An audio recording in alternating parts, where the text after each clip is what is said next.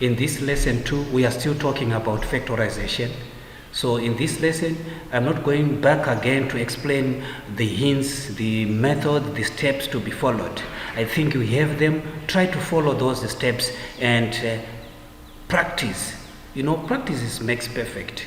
So if you are answering just one question, you are not practicing. So in practicing, we expecting you to answer many questions. Then you discover that in the process, you are understanding the concept very well. Now let's look at this another type of questions. This one we call them difference of two squares. Difference of two squares. So how do we factorize a difference of two squares? So when you are factorizing a difference of two squares, it's just a matter of expressing the first term as the factors. So it will be x and x. And this last term as a factor, 4 and 4. So difference of two squares is a bit simple. You just express the first term as what? As factors, then the last term as factors. So it will be x, then 4 and 4. To be said different, two squares, it means the other factor, it has negative, and the other factor has what? Positive. That is when the term says difference of two squares. Difference. The squares, they are the same. The numbers, the terms are the same, but the only difference is positive, and the other one carries a negative. So it's up to you. You can start with the other one, the first one with a positive, and the last one with a negative. It's up to you. Right. Now, after doing that, I think from this stage now it's simple. You now split them. Either x minus 4 is equal to 0, or x, which is x is equals to 4, or x plus 4 is equals to 0, which is x is equals to minus 4. Now, let's look at example B. X to the power 2 minus 1 over 9 is equals to 0.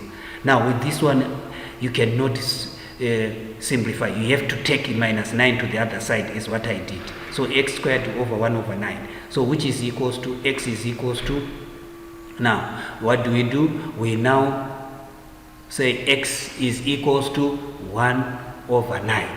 The square root of 1 over 9. The square root of a fraction, you find the square root of the numerator as the square root of the denominator. So the square root of the numerator is 1. The square root of the denominator is 3. But the square root of any number is plus or minus. So if you find the square root of a number, it makes sure you have two answers. The first one is a positive one, and the other one is a negative one. Now, let's look at the other example. X squared minus 144 is equals to 0. You can now say x squared is equals to 144. Then you can now say x is equals to the square root of 144, which is equals to plus or minus. Or you can now make this one as factors. X as factors, you express x in terms of factors, x and what are the two numbers whereby you multiply and get 144 is 12. Then the other one, x and 12. The difference, the other one carries a positive, the other one carries a negative. If you now split them, you still come back to the same answer. Now let's look at the exercise. The exercise is the same as what I have explaining in the above examples. So what I want you to do is I want you to try these ones. You try it. There are two methods. You can take this one to the other side, or you can now use the factorization method. It's all the same. So what I want you to try this. Thank you very much.